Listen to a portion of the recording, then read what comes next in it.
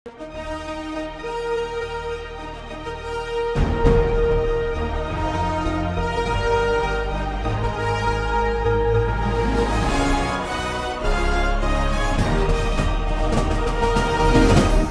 பார்த்து கொண்டிருப்பது உங்கள் ஜாஷ்வா டிவி. சகல ஜனங்களுக்கும் நற்செய்தி.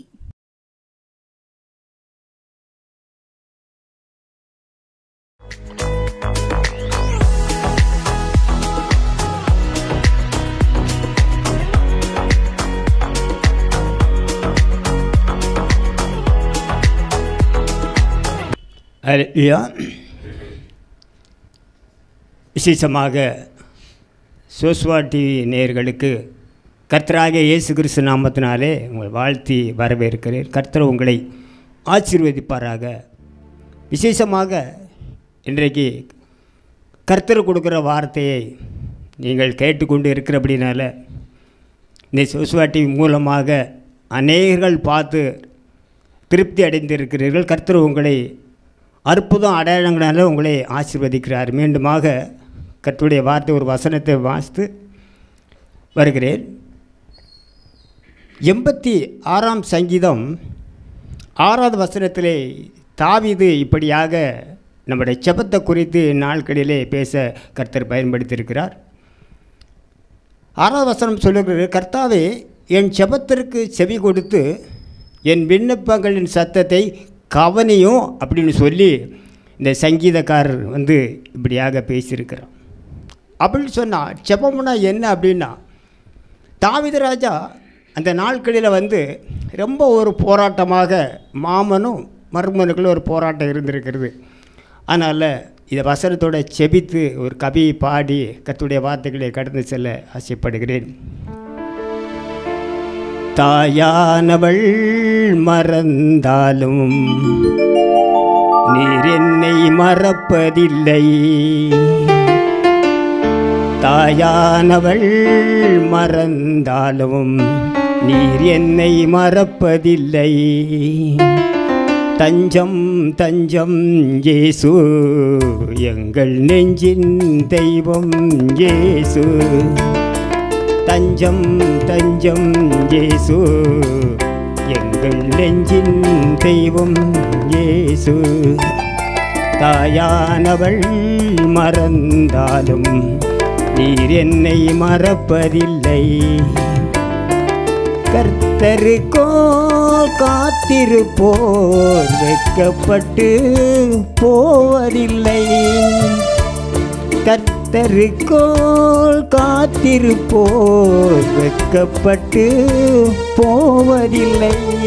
கண்ணைமை போல் காப்பது போல் கர்த்தர் நம்மை காத்திடுவார்.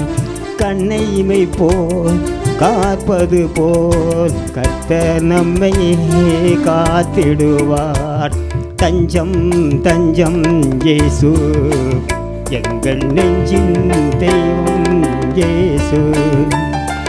தஞ்சம் தஞ்சம் இயேசு எங்கள் நெஞ்சின் தெய்வம் இயேசு. அல்லேலூயா. விசேஷமாக கண்களை மூடி ஜெபிப்போம். ஸ்தோத்திரம் ஆண்டவரே, நன்றி இயேசு சாமி. உள்ளத்தின் ஆழத்தில் இருந்து இந்த வல்லமுள்ள வார்த்தைகளை நாங்கள் தியானிக்கிறதுக்கு இருக்கிறோம். இந்த வல்லமை இறங்கட்டும். பரிசுத்தாவிட கரங்கள் எங்களோடு இருந்து செயல்பட்டு கேட்குற இருதயங்களை நீர் பக்குவப்படுத்தி அவர்களை ஆசீர்வதியும். இரட்டிப்பான நன்மையை தருவேன்னு சொல்லியிருக்கிய. தாயானவள் மறந்தாலும் நான் உன்னை மறப்பதில்லைங்கிற கர்த்தருடைய வார்த்தையை நாங்கள் தியானிக்க வந்திருக்கிறோம். ஆசீர்வதிங்க. என்னை மறைத்த நீர் வெளிப்படுத்தும். இயேசு கிறிஸ்து நாமத்தில் ஜெபிக்கிறேன் எங்கள் ஜீவனுள்ள நல்ல பிதாவே, ஆமேன். கிறிஸ்துவுக்குள் அன்பானவர்களே, இந்த சங்கீதத்தில் தாவீது ராஜா வாழ்க்கையில் உள்ள ஒரு சம்பவத்தை பேசி கர்த்தருடைய வார்த்தையை நம்ம கேட்க இருக்கிறோம். அப்படின்னு சொன்னால், ஜெபம் அப்படிங்கிறதுக்கு இன்றைக்கி பல பேர் பல வண்ணத்தில் ஜெபித்து கொண்டு இருக்கிறாங்க. அந்த ஜெபத்தை கர்த்தர் கேட்குறாரா கேட்கலையா அப்படிங்கிறது அவர்களுக்கே புரியலை. ஜெபம் பண்ணி அப்படின்னு சொன்னால் ஒரு ராஜா, இந்த ராஜாவுக்கு என்ன கவலை என்ன துக்கம் அப்படின்னு நம்ம வேதத்தை நம்ம எடுத்து பார்த்தோம்னு சொன்னால், கர்த்தருடைய வார்த்தையை அதிகமாக சிந்தித்து கொண்டிருக்கிற பல போராட்டங்கள் மனுஷனுக்கு வருகிறது. இங்கே இந்த இன்னொரு வசனத்தை பார்க்கும் பொழுது 1 சாமுவேல் 24ஆம் அதிகாரம் 5வது வசனமும் 6வது வசனமும் சொல்லுகிறது. தாவீது சபையின் சால்வையை தொங்கலை அறுத்து கொண்டது நிமித்தம் அவன் மனது அடித்து கொண்டிருந்தது. இங்கே ஒரு போராட்டம். இங்கே என்ன அப்படின்னு சொன்னால், மாமனும் மருமனுக்குள்ள ஒரு போராட்டம். ராஜ்ய பாரத்தில் சவுல் இருக்கிறார். இந்த ராஜ்ய பாரத்தை கர்த்தர் மாற்றிட்டார், தாவீது ராஜாவுக்கு கொடுத்துட்டார். அது ஒரு பெரிய ஒரு போராட்டம். அங்கே ஒரு பெரிய ஒரு சம்பவம்னா ஒன்று வெட்டு குத்து கொலை. ஆனால் இன்றைக்கும் உள்ள காலங்களில் அதுதான் நடந்து கொண்டு இருக்கிறது. அப்படின்னு சொன்னால் இந்த 6வது வசனம் சொல்லுகிறது, அவன் தன் மனுஷரை பார்த்து, கர்த்தர் அபிஷேகம் பண்ணின என் ஆண்டவன் மேல் என் கையை போடும்படியான இப்படிப்பட்ட காரியத்தை நான் செய்யாதபடிக்கு கர்த்தர் என்னை காப்பாராக அப்படின்னு சொல்லி அங்கே ஒரு பொருத்தனை பண்ணுதான் தாவீது ராஜா. அதனால தான் முதல்ல கர்த்தருடைய வார்த்தையை கேட்குறதுக்கு செபிக்கிறது எப்படி இருக்குன்னு சொன்னால், கவனியும் அப்படின்னு சொல்லி அங்கே கர்த்தரிடத்துல ஒரு விண்ணப்பம் பண்ணுகிறோம். அப்படின்னு சொன்னால் கர்த்தருடைய சமூகத்தில் விண்ணப்பம் பண்ணுறது எப்படின்னு சொன்னால், நமக்கு சேதம் வராத அளவுக்கு வாழ்க்கையை கொண்டு வருகிறோமா அப்படின்னு சொன்னால், வாழ்க்கை என்பது ஒரு போராட்டம். அண்ணன் தம்பிக்குள்ள ஒரு போராட்டம், கணவன் மனைவிக்குள்ள ஒரு போராட்டம், ஏதாவது உலக பிரச்சனையில், பதவி பிரச்சனையில், ரொம்ப சொத்து பிரச்சனையில், இப்படி பல போராட்டங்கள் இன்றைக்கி பூமியில் இருக்கிறது. இது சாத்தானால் வருகிறது. அப்போ தாவீது சொல்லக்கூடிய ஒரு கதை, என் செபத்தை நீர் கவனிக்கணும் அப்படின்னு சொன்னால், அவர் வானத்தையும் பூமியும் உண்டாக்குறவர். தலையில் இருக்கிற ஒரு மயிர்கிழ விழுந்தாலும் அவர் பார்த்து கொண்டு இருக்கிறான்னு வேதம் சொல்லுகிறது.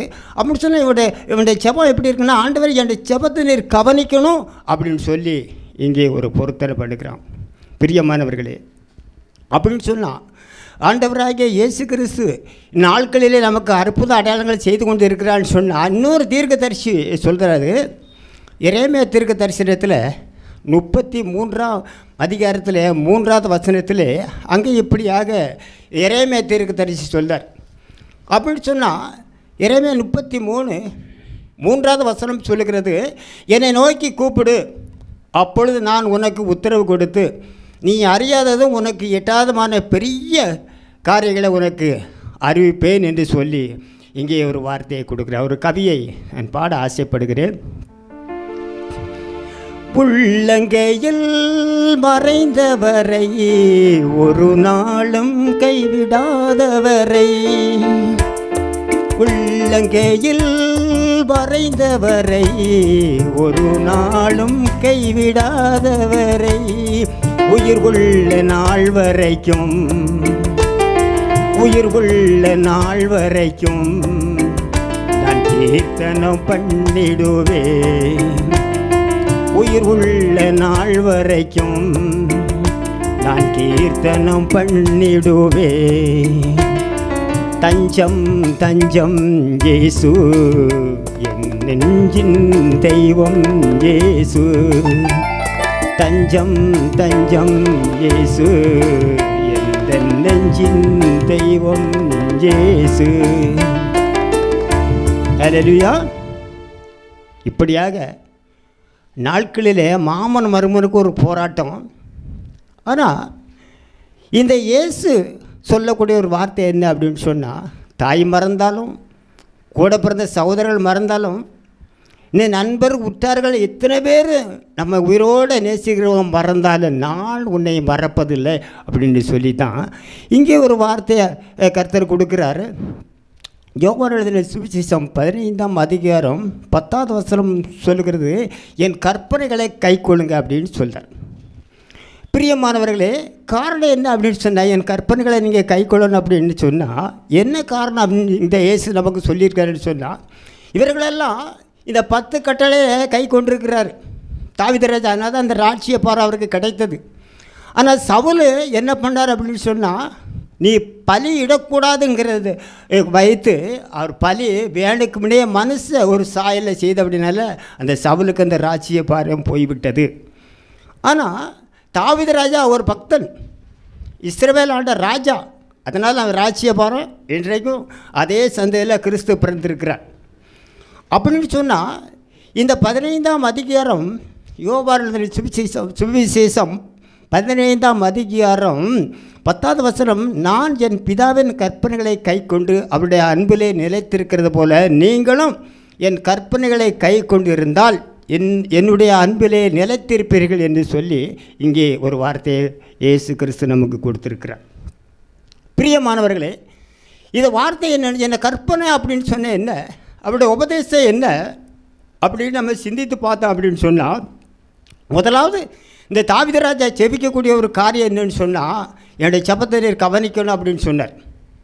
அப்போ நம்மளுடைய ஜெபம் எப்படி இருக்கிறது, இன்றைக்கி வாழ்க்கை எப்படி இருக்கிறது, கிறிஸ்துவுடைய உபதேசத்தை நம்ம கற்பனையில் கை கொண்டு இருக்கிறோமா, இல்லை இந்த உலக வழிபாட்டிலே நம்ம சிற்றின்பத்திலே ஓடிக்கொண்டு இருக்கிறோமா என்று நீங்கள் சிந்தித்து பார்க்கணும். அப்படின்னு சொன்னால் பணம் சம்பாதிக்கணும். இன்றைக்கி பேப்பர் நியூஸ்லெல்லாம் பார்த்தா அப்படின்னு சொன்னால் எங்கே பார்த்தாலும் வெட்டு குத்து கொலை தான். அதுலேயும் இப்போ உள்ள பேப்பரில் பார்த்தா சினிமா நடிகர் எங்கே நடிச்சிருந்தாலும் சரி அந்த படத்தை ஒரு பனியனோடு போட்டு விட்டுருந்தாங்க. எப்படியாவது பார்த்து பேப்பர் ஓடட்டும், நடிகை ஓடட்டும். இது பெரிய ஒரு பாவத்தில் விட்டு மனுஷனை தள்ளிடும்.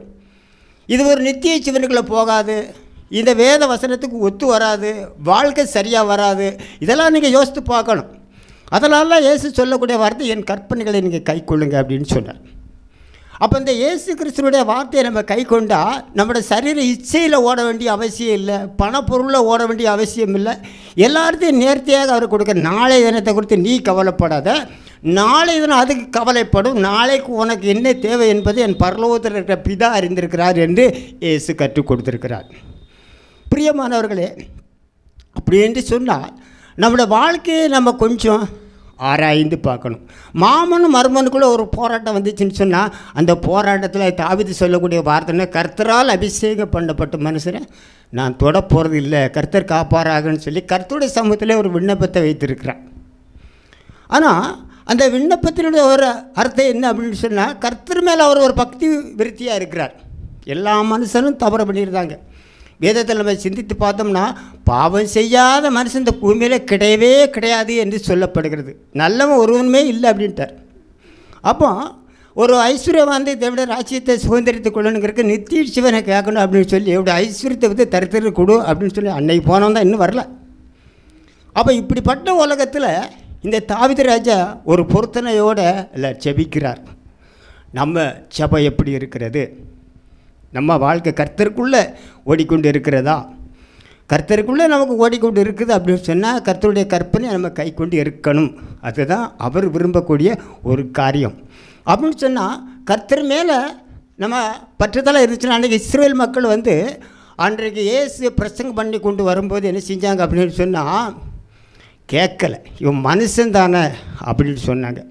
அதில் 8ஆம் அதிகாரத்தில் 42வது வசனத்தில் இங்கே பேசி கொண்டு வருகிறார். என்ன பேசுகிறேன்னு சொன்னால், தேவன் உங்கள் பிதாவாக இருந்தால் இடத்துல அன்பாக இருப்பீர்கள் என்று சொல்லி இங்கே ஒரு கற்றுக் கொடுக்கிறார்.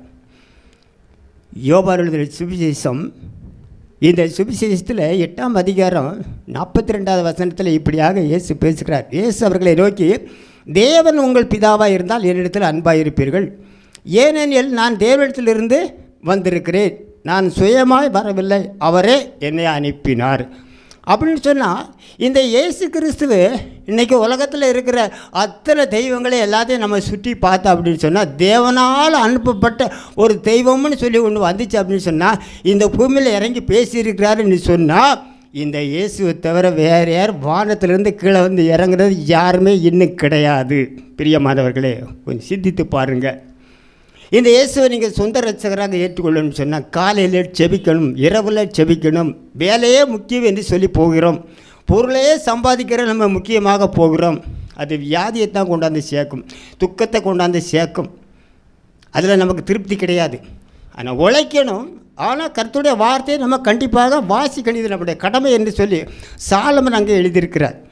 பழைய ஏற்பாடில் நீதிமொழிகளில் எல்லாத்தையும் பார்த்தோம்னு சொன்னால் இந்த வேதத்தை வாசிக்கணும் அப்படிங்கிறது நமக்கு கடமை அப்படின்னு சொல்லி எழுதி, நம்ம கடமையை நம்ம செய்தோமா? வேலைக்கே ஓடிடுவோம், பணம் சம்பாதிக்கிறதுலே ஓடிடுவோம். கடைசியில் ஒரு வியாதி வச்சுன்னா 4 லட்சம் 8 லட்சம் இப்படி செலவழிச்சிட்டு கடைசியில் ஆஸ்பத்திரியில் உயிரே பெறும், துக்கப்பட்டு வீட்டில் இருப்போம். அது வாழ்க்கை அல்ல. அப்போ இந்த இயேசு கிறிஸ்து மேலே நம்ம அன்பாக இருந்தோம் அப்படின்னு சொன்னால் அவரோட வசனங்களை நம்ம கேட்கணும் அப்படின்னு சொல்லி இங்கேயே சொல்கிறார். அப்போ 43வது வசனம் சொல்லுகிறது, 8ஆம் அதிகாரம் யோவான் சுவிசேஷத்தில் 8ஆம் அதிகாரம் 43வது வசனம் சொல்கிற, என் வசனத்தை நீங்கள் ஏன் அறியாமல் இருக்கிறீர்கள், என் உபதேசத்தை கேட்க மனதில்லாது இருக்கிறதுனால் அல்லவா அப்படின்னு சொல்லி இங்கே நமக்கு கற்றுக் கொடுக்குறார். அவரோட வார்த்தையை நம்ம கற்றுக்கொள்ளாமல் இருந்தால் அப்படின்னு சொன்னால் வியாதி தான் வரும். சிலர் குறுக்க பிடிச்சிட்டே நடப்பாங்க, சில பேர் காலை நடக்க முடியாமலே நடந்து கொண்டே வருவாங்க. என்னையா அப்படி எத்தனை வயசு ஆயிடுச்சு அப்படின்னு கேட்டால், எனக்கு கால் வாதம் மாத்திரை சாப்பிட்டுக்கிட்டு இருக்கேன், சுகருக்கு மாத்திரை சாப்பிட்டுக்கிட்டு இருக்கேன், ப்ரெஷர் அதிகமாக இருக்கிறது. அப்போ இந்த டாக்டர் சொல்லதை மட்டுமே நம்ம கேட்குறோம். வீதியாக நடப்பாங்க. பழைய காலத்தில் யாருமே நடக்கிறதுக்கு அவங்களுக்கு முடியாது, நடக்கவே போக மாட்டாங்க, ஃபுல்லாக வேலை. ஆனால் இந்த நாட்களில் ஒரு டாக்டர் எதை சொல்கிறாரோ அதை கண்டிப்பாக நம்ம பின்பற்றுதோம்.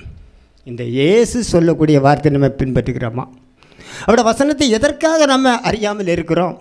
என்னத்தினால நம்ம அந்த வார்த்தைக்குள்ளே போகாமல் இருக்கிறோம்? நம்முடைய இருதயத்தை அவருக்குள்ளே ஒப்பு கொடுத்தோம் அப்படின்னு சொன்னால் நம்மளோட வாழ்க்கையை கர்த்தருக்குள்ளே நம்ம வாழுதோம் அப்படிங்கிறது நமக்கு ஒரு ஆறுதலாக இருக்கும். அதனால தான் அவர்கள் நம்ம முன்னோர்களுடைய பாதையை நம்ம சிந்திப்போம். முன்னோர்கள் என்ன செய்வாங்க அப்படின்னு சொன்னால், அதெல்லாம் யாரையா பார்க்குறது, நம்ம தொழில் உண்டு, நம்ம வேலை உண்டு, இதை மட்டும் பார்த்துட்டு அப்படியே போயிடுவோம். முன்னோர்களுடைய வாழ்க்கையெல்லாம் இருக்கட்டும் அப்படின்னு சொன்னால் தான் முன்னோர்களுடைய வாழ்க்கை அங்கே சொல்கிறார். இதில் 8ஆம் அதிகாரம் 44வது வசனம் சொல்லுகிறது, நீங்கள் உங்கள் பிதாவாகிய பிசாசனால் உண்டாவர்கள், உங்கள் பிதாவுடைய இச்சைகளின்படி செய்ய மனதாக இருக்கிறீர்கள். அவன் ஆதி முதற்கொண்டு மனுஷ கொலபாதகனாக இருக்கிறான், சத்தியம் அவரிடத்தில் இல்லாதபடினால் அவன் சத்தியத்திலே நிலை நிற்கவில்லை, அவன் பொய்யனும் பொய்க்கு பிதாமல் இருக்கிறபடினால் அவன் பேசும்போது தன் சொந்தத்தில் எடுத்து பேசுகிறான் என்று சொல்லி இங்கே இயேசு சொல்லுகிறான். நம்ம பொய் பேசிட்டோமா? ஒரு வியாபாரத்தை ஒன்று வாங்க போகிறோம்னு சொன்னால் 7-8 பொய் இருக்கும். நெருக்கையிலே 100 கிராம் குறைஞ்சிரும். வாழ்க்கையில் பெண்ணை கட்டி கொடுக்கணும் அப்படின்னு சொன்னால் அதிலே ஏகப்பட்ட பொய், அதிலே நகை போடுறதில் ஏகப்பட்ட பொய்.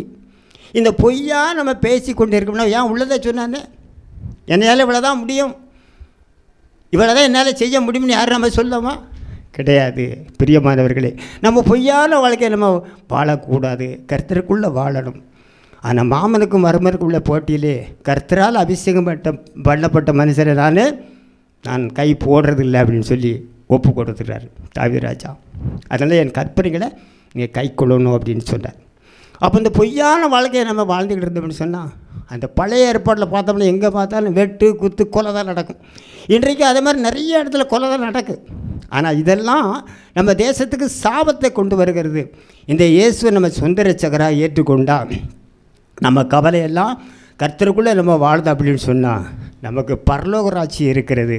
பிரியமானவர்களே, இந்த வசனத்தை நம்ம கேட்கும்போது சாலமன் ஒரு இடத்துல சொல்லார், தேன் நல்லது, சாப்பிட்றது இன்பமாக இருக்கும். ஆனால் இந்த உபதேசத்தை அந்த தேனை மாதிரி நம்ம ருசிச்சு நம்ம சாப்பிட்டோம் அப்படின்னு சொன்னால் நம் பிற்காலத்துக்கு உதவும், இந்த காலத்துக்கும் உதவும், அடுத்த காலத்துக்கும் உதவும், நித்திய ஜீவன் இருக்கிறது என்று சொல்லி அங்கே ஒரு பாடலை நம்ம பாடி செபித்து முடிக்க ஆசைப்படுகிறேன்.